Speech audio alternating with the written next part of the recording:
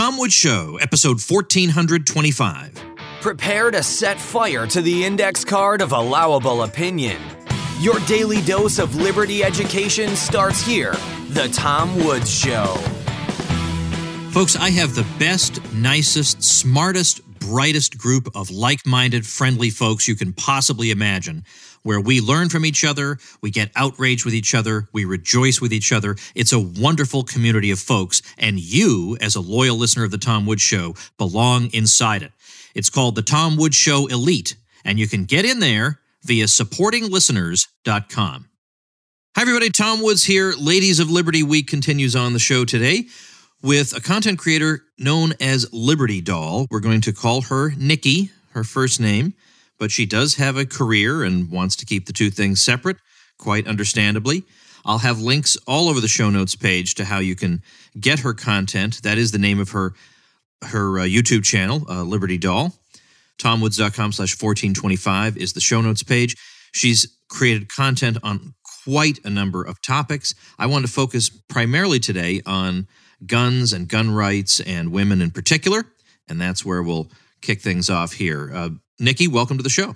Thanks for having me. You are such an extraordinary content creator. You got, as I'm looking at it now, almost 111,000 YouTube subscribers, which is terrific. Yeah, it's pretty intense. That is intense. You were telling me that it really kind of picked up quite a bit over the past year.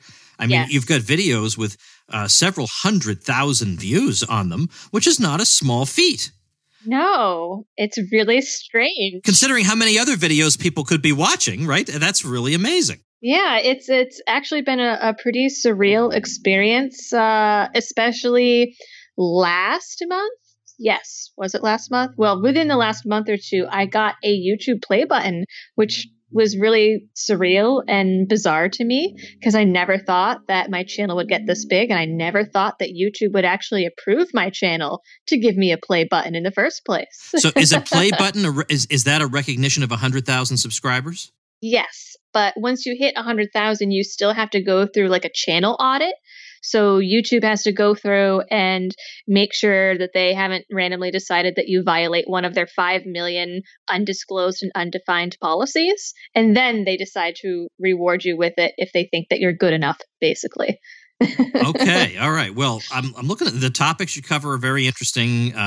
I want to start off with the gun issue, and then there are other possibilities. But as somebody who releases material on a regular basis, how do you pick the topics? Is it what interests you, or is it an intersection of what interests you and what you think is likely to resonate with the audience, or does that not factor? Are you like one of these artists who say, I can't be hemmed in by what people want of me. I must do what my soul leads me to do. I mean, how do you pick? How do you figure this out? Well, so on any given week, there's usually about 6 topics that I would want to cover. No, not really, but there's usually 3 or 4. And just by the nature of the fact that I am a one-woman show with a full-time job outside of YouTube, I kind of have to go with what interests me the most, but also what I think that my viewers might like. Sometimes I just say screw it and go with something that I think is like really interesting and important. But I do try to consider both things, and sometimes it works and sometimes it doesn't. Okay. Is it possible? I know you have a rewarding career. We're not going to disclose anything about it, but do you think, now leaving aside the uncertainty around YouTube for everybody these days, let's pretend that's not a factor. Is it conceivable that if you really wanted to, you could potentially be in a position to have a YouTube career? Well, so interestingly enough, it's fine to disclose my career, I suppose, because a lot of people that follow me know about it already because I've mentioned it before. But so I am a mental health therapist in the state of Massachusetts, and being a YouTuber, but not only that, a libertarian YouTuber that many people just assume is conservative, and many people just assume that, I'm a red-hatted Trump supporter just because I'm not on the left.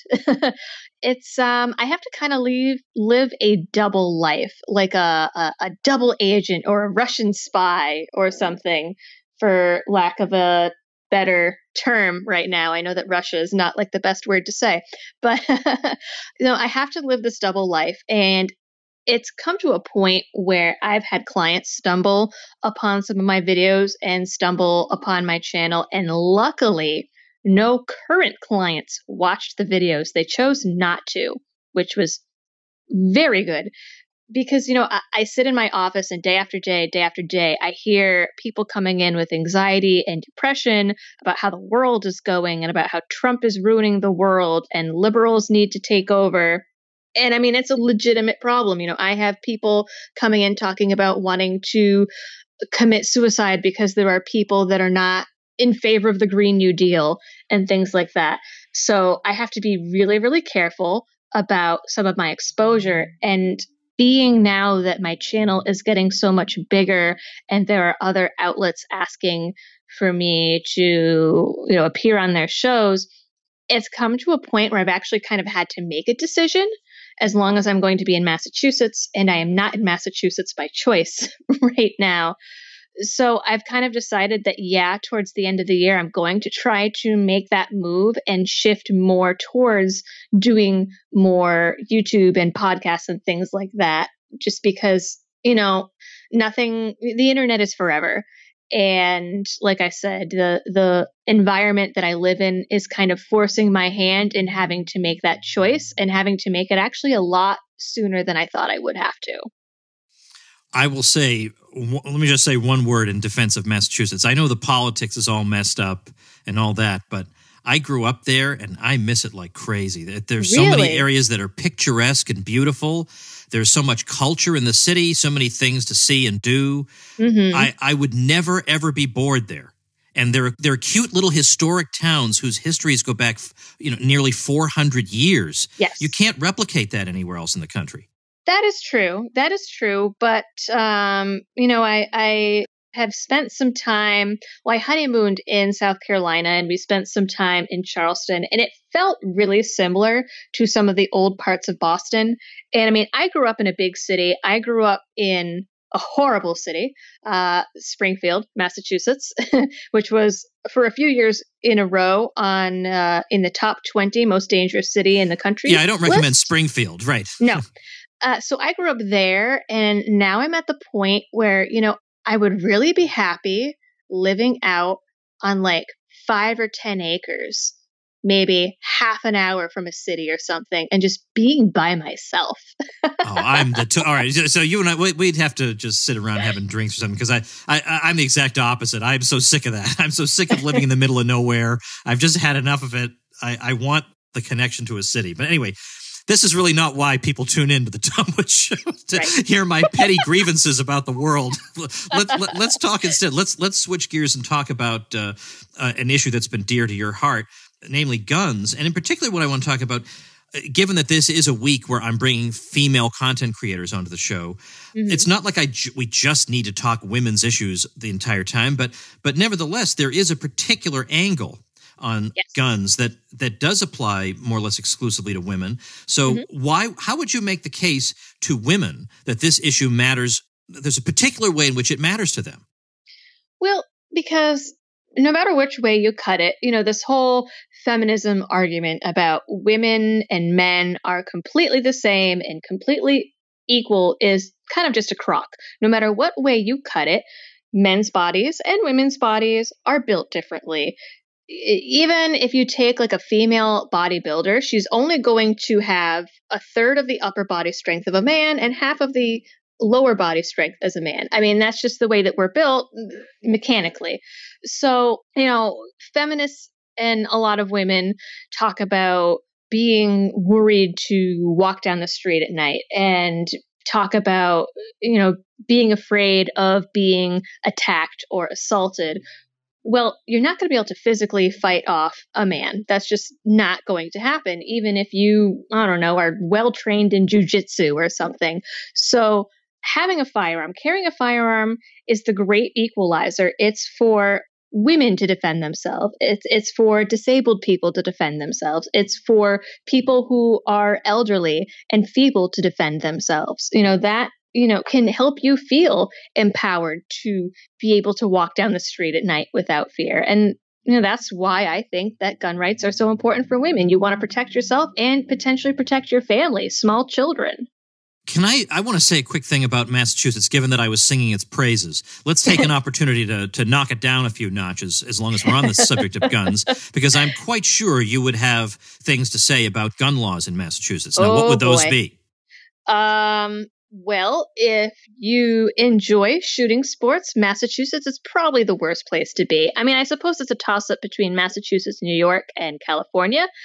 But, people, I see these headlines and these videos about people being like, oh my God, this horrible new law is being introduced in this state or on the federal level or what have you. And I'm like, yeah, Massachusetts already has that and has had that for probably 10 years or something. So these gun laws that are being proposed in other states and on the federal level is just not surprising to me. I think I've even developed like a little bit of apathy about it because I just sort of expect it at this point. What would you recommend? I think it's been a long time. I'm pretty sure, but I had a guest on, a woman a long time ago, and she was part of a group that helped to train women in firearms use. Mm-hmm. So supposing you lived in a state where, let's say the laws were a little bit more favorable, what specific advice would you give women? Like what kind of a gun do you recommend that they get, and they need to be trained and so on and so forth? I mean, what do they need to know basically? Well, I would say that your best bet is I don't know how ranges work in other states, but their best bet is to find someone with a collection or find a range that lets you rent a gun for the hour or whatever, and to try out a bunch of different ones until you find one that you are comfortable shooting, because that's the number one thing. You want to be comfortable using it if you have to. You don't want to be afraid of it. You want to have healthy respect for it, of course, but you don't want to be afraid of it. So lots of practice, choosing a firearm that fits you, and also, if you can, 9mm or higher. I've heard stories of like 22s getting stuck in screen windows, so that's not really going to help you any. Fair enough. How did you first get into the whole world of guns? Well, let's see. Basically, in 2010, I was, in the dating world, and I met someone, and he basically was like, hey, Ron Paul. And I was like, who's that? And he just basically laid all of Ron Paul's work down in front of me, and Bastiat's the Law and a bunch of different materials. And I was like, wow, this makes sense. And at the time, I was also living in the wonderful neighborhood of Dorchester, in one of the most dangerous parts of Dorchester. Well, see, this is why you don't like Massachusetts. Live where I lived in North Andover and had a wonderful childhood. Okay. All right, go ahead. All right. We had different experiences. Okay, all right. And, I lived in this one building there for about, I think, 10 months. And I was the only one in the whole building that did not get mugged during that 10-month period. And I was like, wow, I should probably do something to protect myself. And at the time I had pepper spray that my loving grandmother had given me, not realizing that it was illegal in the state of Massachusetts at the time. And I was like, this doesn't feel like enough. And then I, through my career, when you start out as a mental health therapist, you start out having to do in-home therapy, which means that you are taking people on these state insurances that are low income and live in the projects, in places that are terrible, violent places. Fall River, New Bedford, Roxbury. At one point, I very narrowly missed being caught in a drive-by shooting. I was working with gang members, Bloods, Crips, Latin Kings, and, they're protecting themselves. Well, I should probably protect myself if I'm going to be in their neighborhood, right?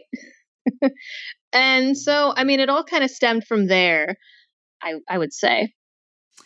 I've heard some people say that it's easier to get a gun than it is to get contraception. And I think you've answered this, but the kinds of things they say, or that I wish as a woman, I wish if only I had as many rights as a gun, which is just so preposterous when you actually list out all the restrictions on guns that no woman in her right mind would want to have placed on her. Yeah, that's actually a video that I'm working on right now. Oh, good. Oh, good.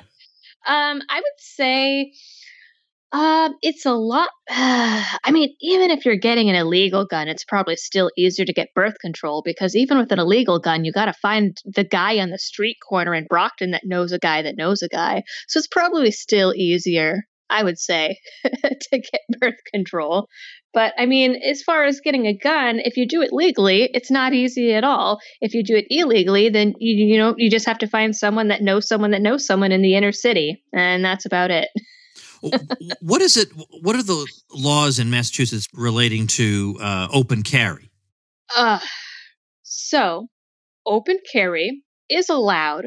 However, because it is such an anti-gun environment, technically speaking, and this has been told to me by firearms lawyers, say you decide to open carry, someone sees it, someone freaks out, they call the police. The police come and you get charged with disturbing the peace. Or there was a guy that went into an emergency room while he was carrying, and he was charged with brandishing a firearm, even though it was holstered. So you get charged with one of those. And Massachusetts is a may issue state. So even if you pass all the many, many requirements for your firearms license, it is at the discretion of the local police chief. So he could hypothetically look at your record and be like, oh, you got charged with disturbing the peace or brandishing a firearm. You know what? I don't think that you are able to responsibly carry a gun, and then they could take away your license. So it's allowed, but discouraged, and with a lot of, it's just not a great idea. You've done a video on the assault rifle question. Yes. And it seems that that's one of those issues where if you know even one paragraph's worth of knowledge on this subject, you know more than anybody who's criticizing you. Yes. It's amazing. I mean, that's not true of a lot of topics, but it sure is about this one. So you have a video that I see right now is between 8 and 9 minutes long. If you had less time than that, let's say, and you had to give a short answer, what should people think about so-called assault rifles? Well, they should know that the ban is based on pretty much purely cosmetic features that aren't often on civilian firearms. You know, a civilian isn't walking around with a grenade launcher attachment at the end of their rifle. Number one. Number two, things are not technically assault rifles unless they have selective fire, which means they are capable of full auto. Also, mostly not allowed in civilian hands unless you have like an FFL or a tax stamp and are willing to spend several thousands of dollars to get a fully automatic gun. And number three, that believe it or not, assault rifles are actually a lot less powerful than hunting rifles, but people think that hunting rifles are okay because they say hunting. That's the general, really condensed version. So it's on that basis that the hysteria comes?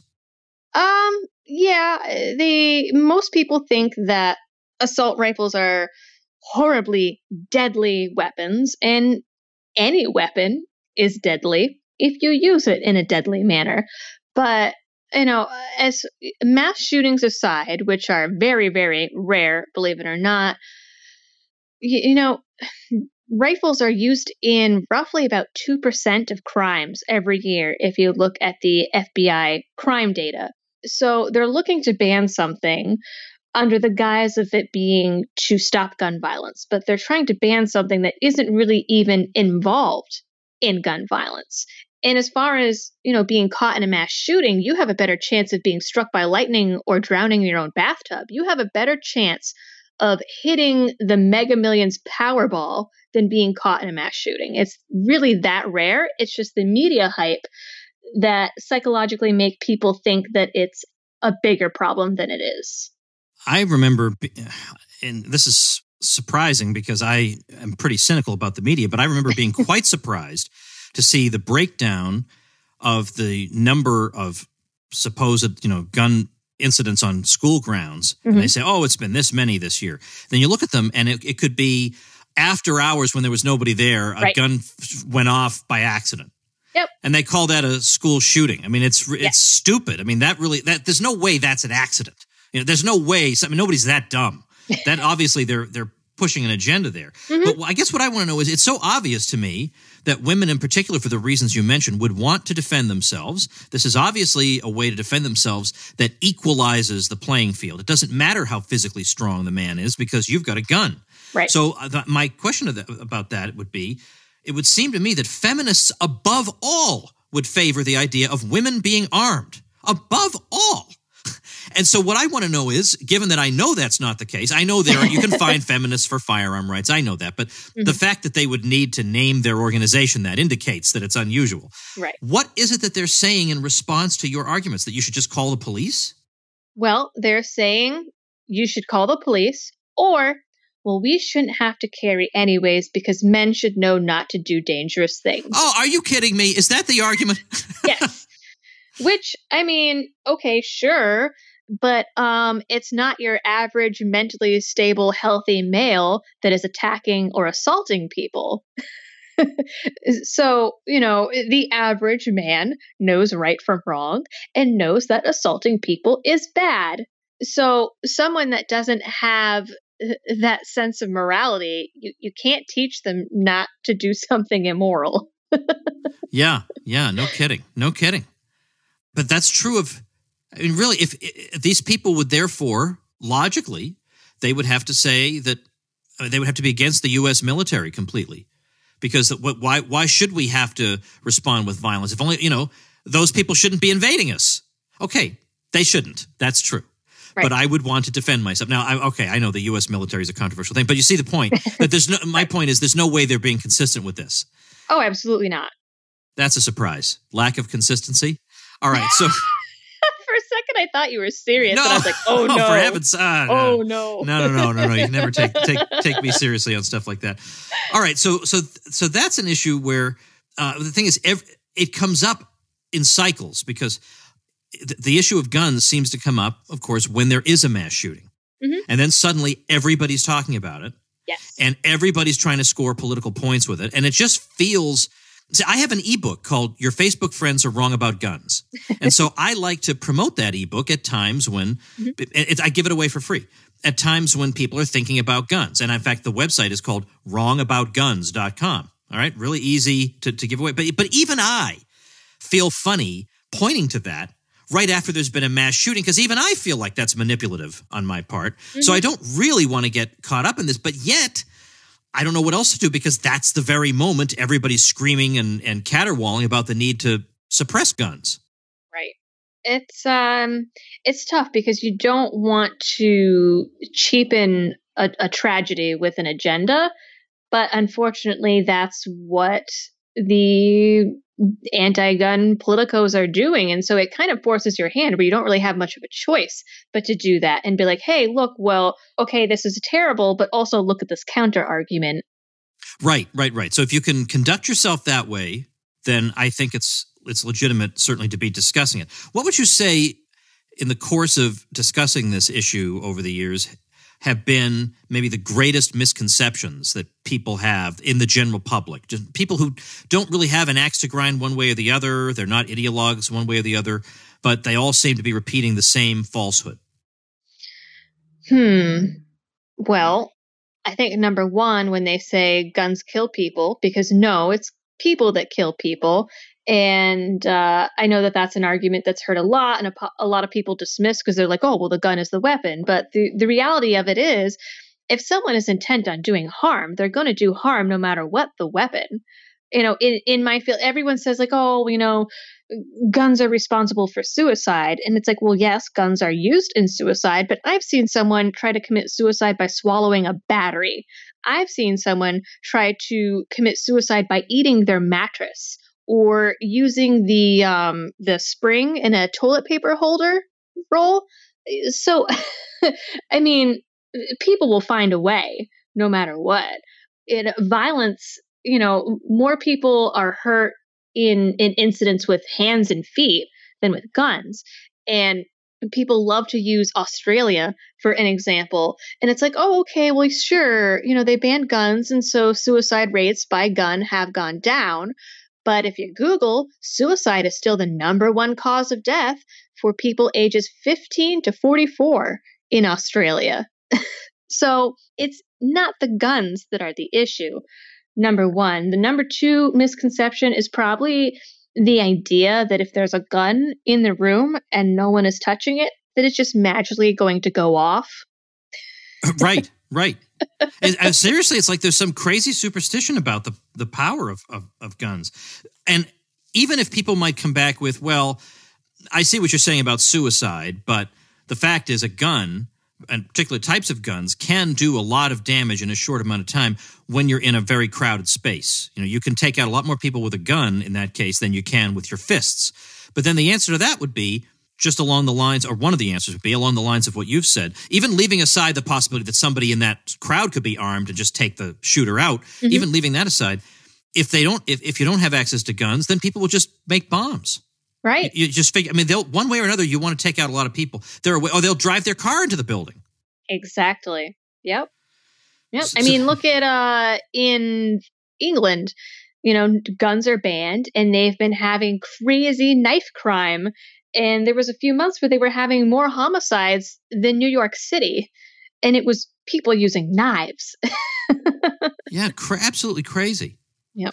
So there's that, but there is also, I think, as a common misconception, and you've hit on this a little bit, but there is this misconception that the reason that the U.S. has problems with its murder rate or with mass shootings is that it has liberal gun laws compared to other countries. And so now the thing is, there are plenty of countries that have liberal gun laws where things aren't working out quite so well. They never cite any of those. It's always these certain European countries. But how that does, it is very similar to the arguments we hear about national health care. They say, in Europe, things are so much better, but we're stupid and backward here. Right. What's the real story of that?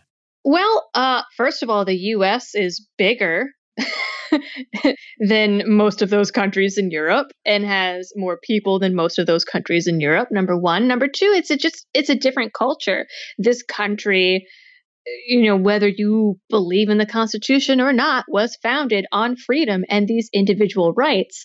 And not every other country has that.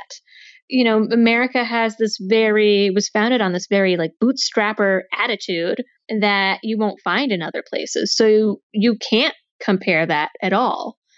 And, people say, the liberal gun laws. Well, you look at places like Arizona and there's very few gun laws and also very few gun crime. One other thing, a lot of times we'll hear we need common sense gun laws, right? We need this regulation or that regulation. And of course, as usual, the voices are the most shrill after a tragic event. But these regulations that they propose, from what I can see, are very similar to the proposed financial regulations after the financial crisis. They're regulations, all right, but they would not have prevented the episode that just occurred. Right. So, we're going to regulate this and this and this. Okay, even if we had those regulations, you still would have had the financial crisis of 2008. So this is just a pretext to get something that you wanted for other reasons anyway. It's like the Patriot Act. You still would have had 9/11 with the Patriot Act. So they wanted the Patriot Act anyway, so they used this opportunity to ram it through. So can we, in fact, are my instincts correct about this, that the so-called common sense gun laws they propose would not actually have prevented the general run of these major shootings? Well, of course not, because number one, criminals don't follow laws. But on a broader sense, so say look at the red flag laws that are coming through in a lot of places. They say, okay, so if we believe that someone is dangerous, we want to be able to take away their guns. Well, you see, laws like that pretty much already exist. If you are a therapist, a doctor, social worker, anything like that, you are bound by mandated reporting laws. Every state has mandated reporting laws, and most states also have something called terror-soft laws. So mandated reporting is if you believe someone is a danger to themselves or to children or something like that, then you need to call, say, a Department of Family Services or the police or a hospital, whatever that state's regulation is. Terror-soft is specifically around if you believe someone is a danger to someone else and warning that person if you believe they're in danger. And anytime you have to do a terror-soft or mandated reporting, then that person automatically has to be evaluated by a mental health clinician at a hospital. And the police have to get involved. in order to bring the person to that hospital. So if there's someone that's dangerous in some way, that's in danger of causing imminent harm, they're already being seen by all of these other people along the way. And if they are so dangerous that they get hospitalized or get a charge or something like that, well, that makes them a federally prohibited person right there. And so the police are going to come and take their guns. We don't need these extra laws and these things that go around due process to take people's guns, because that stuff already exists. And that's just one example of these laws. Okay, so that just wouldn't stop anything. Yeah, that is about what I suspected without knowing for sure. That it seems to be a pattern over and over and over with the state. Right. That it takes advantage of these terrible episodes. So the channel is your channel is Liberty Doll. How do people get? Is there just type Liberty Doll into YouTube and you pop up? I should. Yep. Or you could just type in youtube.com/c/Liberty Doll. So I'm on YouTube. I am also, for those of you that are boycotting YouTube right now over the Crowder Mazza Vox adpocalypse, I'm also on BitChute and Gunstreamer. I have started uploading all my newer episodes to all the major podcast sites. So I am on iTunes, Spotify, Stitcher, Podbean, and Google. You can also find me on Twitter, Instagram, and the gun videos specifically are uploaded over onto full30.com. Wow, tremendous. Okay, well, I will put some links up at tomwoods.com/1425 so people can easily click on them and follow you. Mm-hmm. And I appreciate, I know you had a long day and you somehow managed to carve out some time for the Tom Woods Show. Every day is a long day. Yeah, no kidding. Well, for me, this is the 6th episode. Or I was on somebody else's podcast first thing in the morning. And then after that, I did 5 episodes of my show in a day. And so, yeah, I'm about ready to go do something else at this point. But I'm very glad that we were able to fit this in before this day came to an end. So thanks so much and continued good luck. I hope before you know it, you'll be at 200,000. Oh, thank you. And thank you so much for having me. It was a blast. All right, folks, if you are one of these people who just cannot get enough of the Tom Woods Show, every day you think, what wonderful thing does that old Woods have in store for me today? Then if you're not a member of the Tom Woods Show Elite, I just don't know what to tell you. That is exactly what the doctor ordered for you. And membership in it, where you're going to meet lots of wonderful people, very smart, very interesting, very engaging people. You're going to learn from, you're going to become friendly with. It's just such a great group. Then you got to join the Tom Woods Show Elite through supportinglisteners.com. That's how you get in there. I have many, I just added a whole new membership level for all you people who just want to support the show like crazy. There are many, many benefits to supporting the show, but one of them is membership in the Tom Woods Show Elite. What are you not doing in there if you're listening to this show every day? So check it out over at supportinglisteners.com. I've got several more episodes this week that now the one, you know what? I'm not even going to tell you. Because they're going to surprise you and you're going to love them. That's all I have to say. Thanks for listening. Become a smarter libertarian in just 30 minutes a day. Visit tomwoods.com to subscribe to the show for free, and we'll see you next time. Like the sound of the Tom Woods Show? My audio production is provided by Podsworth Media. Check them out at podsworth.com.